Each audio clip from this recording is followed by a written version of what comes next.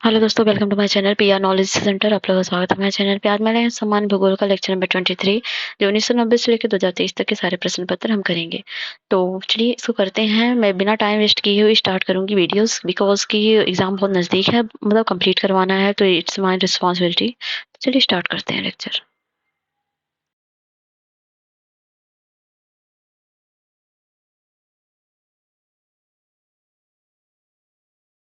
आज हम करेंगे भूकंप के बारे में। तो भूकंप की घटना प्राय धरातल के ठीक नीचे घटित होती है, परंतु प्रत्येक भूकंप पर समान गहराई पर उत्पन्न नहीं होती है। जिस स्थान पर भूकंप की घटना आरंभ होती है, उस स्थान को भूकंप का केंद्र बिंदु, जिसे सिस्मिक फोकस कहते हैं, इसे केंद्र हाइपोसेंटर भी कहते हैं। भूतल पर वह बिंदु जो उद्गम केंद्र के समीप पर होता है, उसे ईपी सेंटर कहते हैं। अधिकेंद्र अ, अधिकेंद्र के सदैव भूकंप भूत मूल के ठीक ऊपर समकोण पर स्थित होता है। जब भूकंप मूल से भूकंप प्रारंभ होता है, तो इस केंद्र से भूकंपीय लहरें उठने लगती हैं तथा सर्वप्रथम भूकंप अधिकेंद्र पर पहुंचती हैं। सभी प्राकृतिक भूकंप स्थल मंडल में ही आते हैं। दशाओं के आधार पर भूकंपीय तरंगों को 3 भागों में विभाजित किया जाता है। प्रथम अथवा आधार प्रधान तरंगे, प्राइमरी वेव्स पी। प्राथमिक तरंगें ध्वनि तरंगों के समान होती हैं। इन्हें अद्वैत तरंग भी कहते हैं। तरंगें सबसे अधिक तीव्र होती हैं और इनकी तीव्रता इनके मार्ग में पड़ने वाली चट्टानों की सघनता पर निर्भर करती है। प्राथमिक तरंगें पृथ्वी के प्रत्येक भाग में यात्रा करती हैं। चूंकि इनकी गति सबसे अधिक होती है, अतः यह सबसे पहले धरातल पर पहुंचती हैं। ये गैस, तरल व ठोस तीनों प्रकार के पदार्थों से होकर गुजरती हैं। भूकंपी छाया क्षेत्र, ये देख सकते हैं। भूकंपी छाया क्षेत्र भूकंप लेखी सिस्मोग्राफ द्वारा दूरस्थ स्थानों से आने वाली भूकंपी तरंगों अभिलेखित होती हैं। हालांकि कुछ ऐसे भी क्षेत्र हैं जहां कोई भी भूकंपी तरंग अभिलेखित नहीं होती है और इसे भूकंपी क्षेत्र, अर्थक्वेक शैडो जोन कहते हैं। तो अम, तो विभिन्न भूकंपीय घटनाओं के अध्ययन से ज्ञात होता है कि एक का छाया क्षेत्र दूसरे भूकंप के छाया क्षेत्र से सर्वथा भिन्न होता है। विपरीत में से पी एस तरंगों का छाया क्षेत्र प्रदर्शित करता है कि यह रेखा भूकंप लेखी उपकेंद्र के 104 डिग्री भीतर किसी भी दूरी पर पी और एस दोनों ही तरंगों का अभिलेखन करते हैं। और भूकंप लेखी अधिकेंद्र से 140 डिग्री पश्चात केवल पी तरंगों के पहुंचने को ही दर्ज करते हैं और एस तरंगों को अभिलेखित नहीं करते हैं। अतः वैज्ञानिकों का मानना है कि भूकंप अभिकेंद्र से 104 डिग्री और 140 डिग्री के बीच का क्षेत्र दोनों प्रकार की तरंगों के लिए छाया क्षेत्र है। 104 डिग्री के पश्चात पूरे क्षेत्र में यस तरंगे नहीं पहुंचती। यस तरंगों का छाया क्षेत्र पी तरंगों के छाया क्षेत्र से अधिक विस्तृत है। भूकंप अधिकेंद्र के 104 डिग्री से 140 डिग्री तक पी तरंगों का छाया क्षेत्र एक पट्टी के रूप में पृथ्वी के चारों ओर प्रतीत होता है। यह तरंगों का छाया क्षेत्र न केवल विस्तार में बड़ी है, बल्कि यह पृथ्वी के 40% भाग से भी अधिक है। द्वितीय अथवा गौर तरंगे, ये तरंगे जल तरंगे या प्रकाश तरंगों के समान होती हैं। इन्हें आड़ी अथवा अनुप्रस्थ तरंगे भी कहा जाता है। इन्हें आड़ी तरंग इसलिए कहते हैं क्योंकि इनके अणुओं की गति तरंग के समकोण की दिशा के पार होती है। ये तरंगे प्राथमिक तरंग के बाद प्रकट होती हैं। इनकी गति प्राथमिक तरंग की अपेक्षा कम होती है। ये तरंगे तरल पदार्थ से होकर नहीं गुजर पाती हैं। यही कारण है कि द्वितीय तरंगे सागरीय भागों में पहुंचने पर लुप्त हो जाती हैं। धरातलीय तरंग की बात करें तो धरातलीय तरंगे अन्य दो तरंगों की अपेक्षा कम वेग की होती हैं। इनका भ्रमण पथ पृथ्वी के धरातलीय भाग पर ही होता है और ये लहरें तरंगों पृथ्वी की पूरा चक्कर लगाकर अधिकेंद्र पर पहुंचती हैं। अतः इन्हें पीएस तरंग लहरों की अपेक्षा अधिक लंबा मार्ग तय करना पड़ता है। धरातलीय तरंगों को लंबी तरंगे कहा जाता है क्योंकि इनका भ्रमण समय अधिक होता है और ये सर्वाधिक दूरी तय करती हैं।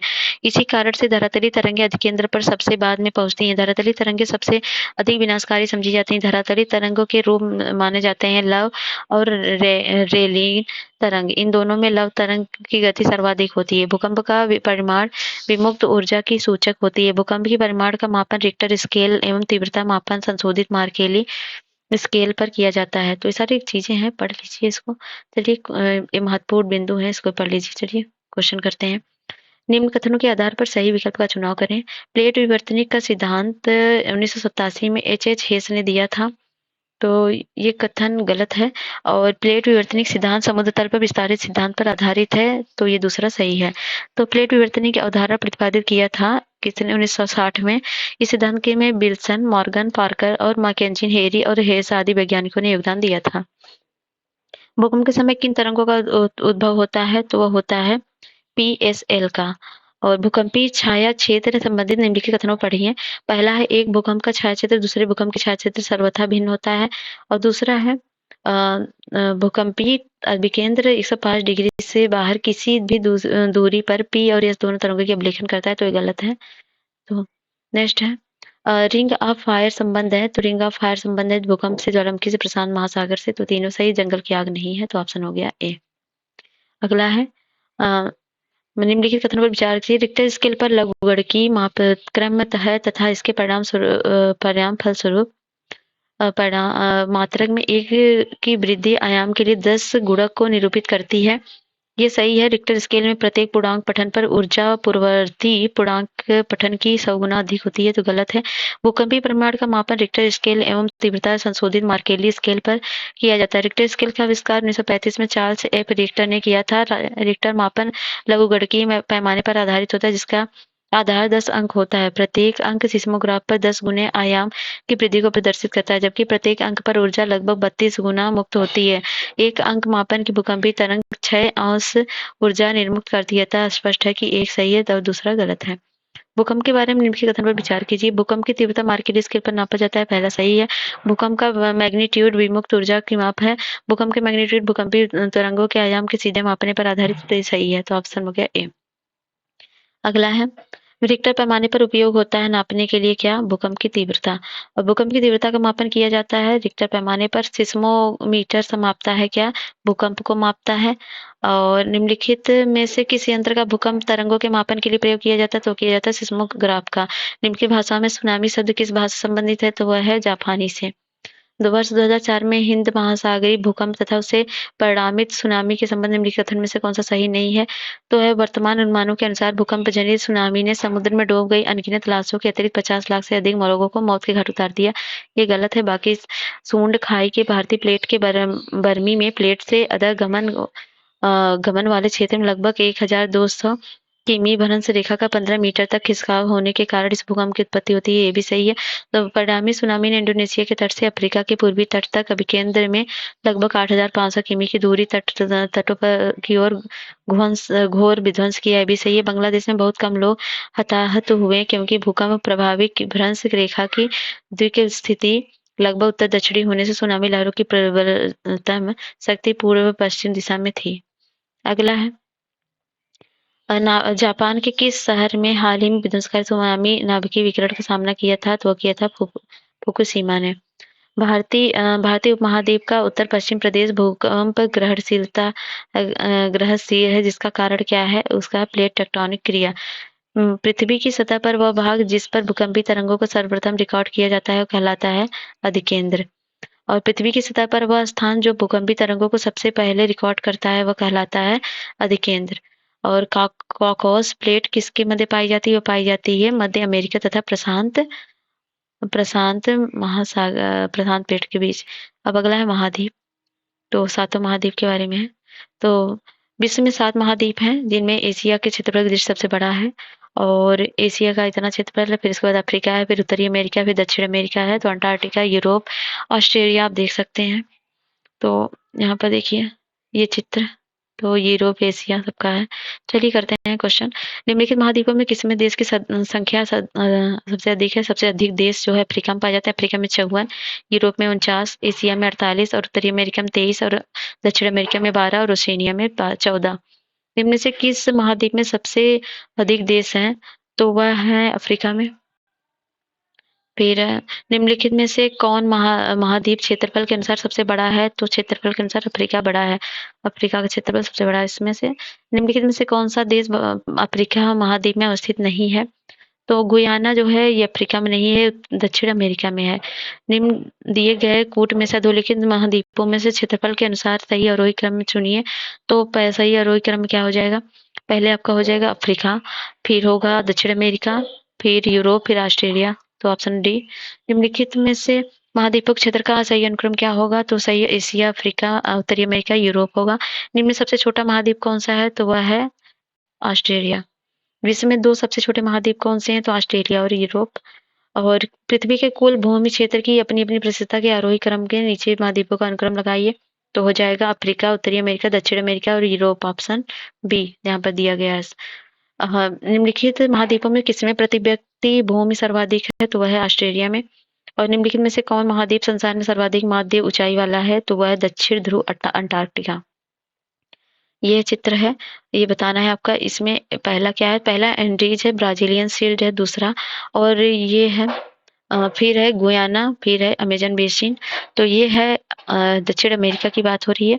निम्नलिखित में से कौन सा एक सही सुमेलित है? एबिसीन पठार अरब में है, और एटलस जो है, एटलस कहाँ पे है? एटलस उत्तरी, एक मिनट, एटलस पर्वत अफ्रीका महाद्वीप के उत्तर पश्चिम में स्थित है। तो उत्तर पश्चिम में, अच्छा कौन सा सम्मिलित है? दूसरा सम्मिलित है। और एबिसिनी पठार कहाँ पर? पूर्वी अफ्रीका में है। और गुयाना जो है ये है उच्च भूमि, ये है आपका गुयाना है उत्तरी दक्षिण अमेरिका में। ओकावांगो दर्डी कहाँ पर? दक्षिण पश्चिम अफ्रीका में। फिर है नेक्स्ट, निम्नलिखित में से किस एक महाद्वीप में उसके संपूर्ण क्षेत्रफल में मैदानी भाग का प्रतिशत सर्वाधिक है? तो वह है यूरोप में। और ये मिलान करना है, अकांगुआ यह दक्षिण अमेरिका में, और मैसेटा कहाँ पे है? यूरोप में है। और सेरेन गेटो मैदान कहाँ पे है? यह है अफ्रीका में। और गिब्सन डेजर्ट है ऑस्ट्रेलिया में। तो ऑप्शन हो गया डी। निम्नलिखित में से कौन सा देश अफ्रीका महाद्वीप में स्थित नहीं है? तो गुयाना नहीं है। क्वेश्चन दोबारा पूछा है। विश्व की पर्वत श्रेणियां, चलो, तो विश्व की पर्वत श्रेणियां है अगला। तो पर्वत धरातल के ऊपर उठे हुए भाग को रूप में पहचान जाते हैं, जिनका ढाल तीव्र होता है, शिखर संकुचित क्षेत्र वाला होता है। यदि पठार भी धरातल से ऊपर उठे हुए भाग होते हैं, किंतु पर्वत से उनकी भिन्नता होती है। पठारों का शिखर चौरस होता है, सपाट होता है, पर्वतों का नुकीला होता है। तो यहाँ पर देखें, भारत में गिरिडीह के निकट पारसनाथ को पहाड़ी कहते हैं, जबकि इसकी औसत ऊंचाई 1366 मीटर है। और इसके विपरीत इंग्लैंड की पेन्नाइन श्रृंखला को पर्वत कहते हैं, जिसकी ऊंचाई पारसनाथ से कम है। तो पर्वतों की ऊंचाई 1000 मानी जाती है, जिस वजह से ये है थोड़ा। अतः जिस क्षेत्र की ऊंचाई समुद्र की 1000 मीटर से अधिक होती है, उस क्षेत्र में सापेक्ष ऊंचाई की अधिक हो तो वह पर्वत क्षेत्र अंतर्गत आता है। ब्रिटिश कोलंबिया को पर्वत का सागर कहते हैं। ब्रिटिश कोलंबिया में नाम माली न्यूक्स सेंट जॉन की पुस्तक the sea of mountain and account of Lord Dufferin tour through British Columbia in 1866 के 76 के आधार पर किया गया। मोड़दार या वडित पर्वत क्या है? संपीड़ित की शक्तियों द्वारा निर्मित पर्वत मोड़दार पर्वत विश्व में सबसे ऊंचे और सर्वाधिक विस्तृत पर्वत हैं। एंडीज दक्षिण अमेरिका की प्रमुख एवं विश्व की सबसे लंबी पर्वत श्रेणी है। इसकी लंबाई विभिन्न प्रमाणित स्रोतों से 7000 से 8900 किमी माना जाता है। एंडीज श्रृंखला का सर्वोच्च बिंदु अकांगुआ है। रॉकी पर्वत उत्तर अमेरिका का प्रमुख वलित पर्वत है। इसकी लंबाई जो है 4800 किमी है। रॉकी पर्वत का सर्वोच्च बिंदु जो है माउंट अल्बर्ट है। और हिमालयी पर्वत दक्षिण एशिया में भारत के उत्तरी सिरे पर स्थित है। इसकी लंबाई लगभग 2500 किमी है। विश्व की सर्वोच्च चोटी माउंट एवरेस्ट सगरमाथा चोमोलुंगमा सहित 10 से ज्यादा सर्वोच्च चोटियां हिमालय पर्वत श्रेणी में स्थित हैं। दक्षिण आल्प्स पर्वतमाला न्यूजीलैंड के दक्षिण द्वीप के पश्चिमी भाग पर उत्तर दक्षिण दिशा में फैली है। इसकी सर्वोच्च चोटी जो है आबो रॉकी माउंट कुक है। आल्प्स दक्षिण मध्य यूरोप की सबसे बड़ी पर्वतमाला है। इसका विस्तार मुख्यतः फ्रांस, ऑस्ट्रिया, जर्मनी और स्विट्जरलैंड में है। इसका सर्वोच्च बिंदु मोटे ब्लैंक है, जिसकी ऊंचाई लगभग 4807 मीटर है। आल्प्स पर्वत नवीन मोड़दार पर्वत का उदाहरण है। एटलस पर्वत अफ्रीका महाद्वीप के मोरक्को, अल्जीरिया, ट्यूनीसिया देशों में विस्तारित है। अवरोधी या ब्लॉक पर्वत इसका निर्माण तनाव और संपीड़न की शक्तियों द्वारा होता है। इनमें भ्रंश से दरारें पाई जाती हैं, जिस कारण धरातल का कुछ भाग ऊपर उठा होता है और कुछ भाग नीचे धंस जाता है। कैलिफोर्निया का सियरा नेवादा पर्वत विश्व का सबसे अधिक विस्तृत ब्लॉक पर्वत है। ये विश्व के उठाव प्रांत का सुसाव रेंज के उदाहरण है। तो यहाँ पर बहुत सारे पर्वत हैं, तो यहाँ पर देख लीजिए। ये आपको दिखेगा नहीं, लेकिन क्लियर तो है नहीं। तो सियरा है, सियरा नेवादा है, अलास्का है, मैकेंजी पर्वत है, रॉकी पर्वत है, और एल्गोनी है, एप्लेसियन पर्वत है, और कार्डेनिस और कोटोपैक्सिया चिम्बरेजो है। और यहाँ पर है स्कैंडिनेविया ब्लैक फॉरेस्ट, ग्रैमिपियन और गेनाइन और अल्प्स पर्वत, और कॉकेसस है, यूराल पर्वत है, पिरेनीस है, एटलस है, एपिनाइन पर्वत है, और यहाँ पर बहुत सारे पर्वत हैं, तियना, पामीर, हिमालय, पश्चिमी घाट, काराकोरम, सब कुछ तो यहाँ पर दिया गया चार्ट में। तो नाम है पर्वत की प्रमुख श्रेणियां हैं। तो कार्डिलेरा डी लॉस एंडीज जो है पश्चिमी दक्षिण अमेरिका में कांगुआ इसकी सर्वोच्च चोटी है। रॉकी पर्वत पश्चिमी उत्तरी अमेरिका में है। माउंट एल्बर्ट इसकी चोटी है। और माउंट काराकोरम हिंदुकुश एशिया में, माउंट एवरेस्ट पर है। ग्रेट डिवाइडिंग रेंज पूर्वी ऑस्ट्रेलिया, कोस्टियुस्को ट्रांस अंटार्कटिका पर्वत अंटार्कटिका, विल्सन मैसिक और तिएन शान एशिया में, पिग बोवेडी, विक्टरी पीक, जोगोसी चोगोसी पीक बोवेड। अल्टाई माउंटेन एशिया में, बेलूखा में है। यूराल पर्वत श्रेणी मध्य रूस, नैरोडनया में है। कमचटका श्रेणी जो पूर्वी रूस से है।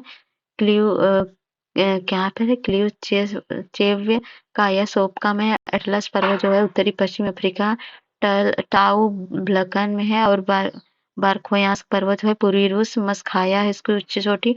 पश्चिमी घाट भारत में अनाईमोड़ी है। और Sierra Madre Oriental Mexico, Cerro और पोटोक्सी है। अगला है चोग्रोतो पर्वत श्रेणी, ईरान है। कासमस्तान देना है इसका। अल्बोज जो है ईरान में है। दामवंत है। स्कैंडिनेवियन रेंज जो है पश्चिमी नॉर्वे है। गैलोडोपिजेन है। और ड्रंकसबर्ग दक्षिण अमेरिका है। थवाना एंटलेनियाना है। काकेसस रूस में है। माउंट एल्ब्रूस और अलास्का श्रेणी अलास्का में है। माउंट मैककिनले और कास्केड रेंज जो है संयुक्त राज्य अमेरिका कनाडा में है। माउंट रेनियर और एपेनाइन जो है इटली में है। कॉर्नो ग्रैंडो और अप्लेशियंस है पूर्वी संयुक्त राज्य अमेरिका कनाडा में। माउंट मिचेल आल्प्स से मध्यवर्ती यूरोप में। माउंट ब्लैंक और सियरा जो मांद्रे डेल है मैक्सिको, थेरो न्यूबेल में। तो डार्लिंग श्रृंखला ऑस्ट्रेलिया के निम्नलिखित तटों में से किस पर अवस्थित है? तो वह है दक्षिण पश्चिम तट पर। निम्नलिखित में से किसे पर्वतों का सागर कहा जाता है? कहा जाता है ब्रिटिश कोलंबिया को। तो ब्रिटिश कोलंबिया को पर्वतों का सागर कहते हैं। ब्रिटिश कोलंबिया का नाम मॉली न्यूक्स सेंट जॉन की पुस्तक 10, ये तो अभी आपने पढ़ा। अगला, विश्व की सबसे ऊंची चोटी किस प्रकार के पर्वतों में पाई जाती है? तो पाई जाती है नवीन मोड़दार पर्वतों में। विश्व की सर्वाधिक लंबी पर्वत श्रृंखला कौन सी है? तो एंडीज है। और निम्नलिखित में से कौन नवीन वलित पर्वत नहीं है? तो ये सियरा नेवादा नहीं है। रॉकी आल्प्स ये हिमालय है।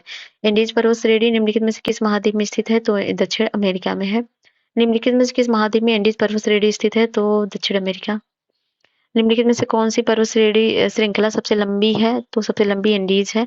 भारत संसार में सबसे लंबी धरातली पर्वत श्रृंखला किसकी है? तो एंडीज पर्वत श्रृंखला है। दक्षिण आल्प्स पर्वतमालाएं स्थित हैं तो न्यूजीलैंड में है। विश्व की निम्न पर्वत श्रृंखलाओं को उनकी लंबाई के अवरोही क्रम में लगाना है। तो पहले हो जाएगा आपका एंडीज, एंडीज के बाद होगा रॉकी, फिर हिमालय, फिर ग्रेट डिवाइडिंग रेंज। तो ऑप्शन बी। तो यहाँ पर दिया गया है उसकी ऊंचाई। तो एंडीज की है 6,962 और लंबाई है 7,000 से 8,900। और रॉकी की है 4,000 मतलब 4,800 और डिवाइजिंग 3700 और हिमालय पर्वत की 2,500। आल्प्स पर्वत श्रेणी के निम्न में से किस देश का हिस्सा नहीं है? तो वो है इंग्लैंड का हिस्सा नहीं है, बल्कि फ्रांस, ऑस्ट्रिया और जर्मनी का हिस्सा है। यूरोप की एक पर्वत श्रृंखला क्या है? आल्प्स पर्वत है। व्हाइट पर्वत पाए जाते हैं कहाँ पर? संयुक्त राज्य अमेरिका में पाए जाते हैं। भारत और म्यांमार के बीच सीमा निर्धारित करने वाली 3 पर्वत श्रेणियां कौन सी हैं? तो वह है, इसमें से कोई नहीं है। बर्मीज, अराकान, योमा पर्वत चाप पश्चिमी म्यांमार में भारत और म्यांमार के बीच सीमा निर्धारित करने वाली 3 प्रमुख श्रेणियां हैं।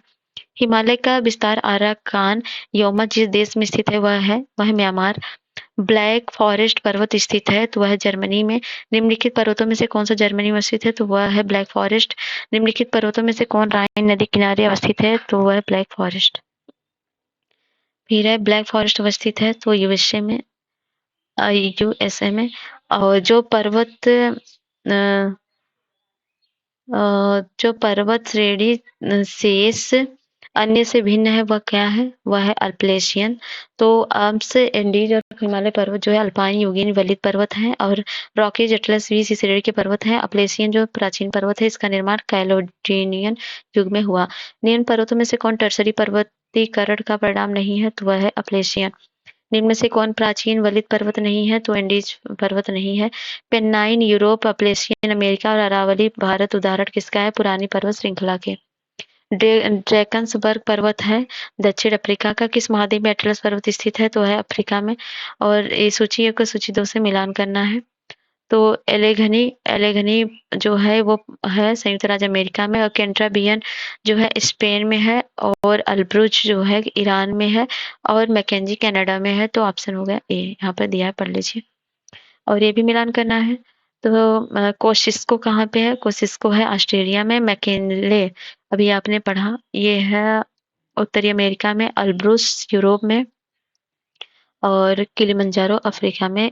ये ऑप्शन ए। और पर्वत शिखर है, महाद्वीप है, कौन सुमेलित नहीं, किलिमंजारो अफ्रीका में है, माउंट मैकिनले उत्तरी अमेरिका में, एल्ब्रुस एशियम नहीं यूरोप में है, बाकी ये सब सही है। अगला है आल्प्स पर्वत और ब्रंसोस पर्वत, तो देखना है तो यहाँ पर देख लीजिए पर्वत है तो आल्प्स है, बलित पर्वत, वांसेज है, ब्रंसोस पर्वत, विंध्य है, अवशिष्ट पर्वत और फिजियामा है, ज्वालामुखी पर्वत। तो माउंट टिटिलिस स्थित है तो वह है स्विट्जरलैंड में। निम्नलिखित पर्वतों में से कौन सा इटली में स्थित है, तो एपिनाइन इटली में है। स्पेन और फ्रांस के मध्य कौन सा पर्वत सीमा बनाता है, तो बनाता है पिरेनीज। अगला है यूरोप में पिरेनीज पर्वत श्रृंखला किन दो देशों को अलग करती है, तो वह अलग करती है स्पेन और फ्रांस को। कौन सा पर्वत फ्रांस और स्पेन के मध्य सीमा बनाता है, तो वह है पिरेनीज। गोलन हाइट्स के नाम से जाने जाने वाला क्षेत्र निम्नलिखित में से किस संबंधित घटनाओं के संदर्भ में यदा कदा समाचारों में आता है, तो वह है मध्य पूर्व मिडल ईस्ट। निम्नलिखित में से कौन सा एक मूल स्थल रूप है, तो वह है ज्वालामुखी शंकु। फिर है सूची 1 को सूची 2 से मिलान करिए, तो अल्बरूस जो है वो रूस में पाया जाता है, और किलिमंजारो जो तंजानिया में, माउंट कुक जो है वो है न्यूजीलैंड में, मैकिनले संयुक्त राज्य अमेरिका में। तो ऑप्शन हो गया सी। ठीक है, और ये भी मिलान करना है। एटलस एटलस पर्वत कहाँ पे है, मोरक्को में है, और किलिमंजारो तंजानिया में है। चिम्बराजो जो है ये है इक्वाडोर में, पिरेनीज है फ्रांस स्पेन में। तो ऑप्शन हो गया ए।